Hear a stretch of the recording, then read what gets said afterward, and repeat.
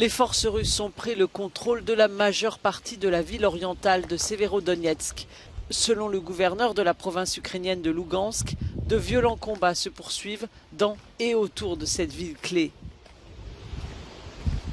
Un nuage rose s'élève d'une usine chimique. Les civils ont été avertis de ne pas quitter les abris antibombes et de se protéger avec des masques pour le visage trempés dans une solution de soude.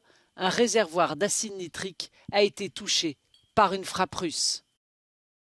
Severodonetsk est au centre de l'offensive russe dans le Donbass, le cœur industriel de l'Ukraine. Le gouverneur de Donetsk a exhorté les personnes qui restent à fuir et à sauver leur vie. 12 000 personnes y sont encore piégées. Une attaque à la roquette dans la nuit a fait au moins 3 morts et 6 blessés dans la ville de Sloviansk.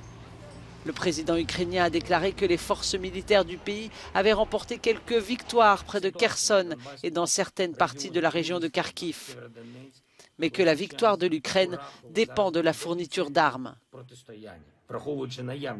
L'administration Biden semble s'être ravisée et bien qu'elle refuse toujours d'envoyer des armes de longue portée susceptibles de toucher le territoire russe, elle promet maintenant d'envoyer des systèmes de roquettes d'une portée de 80 km environ. Enfin, ce premier cargo a été autorisé à quitter sous escorte le port de Mariupol, désormais sous contrôle russe.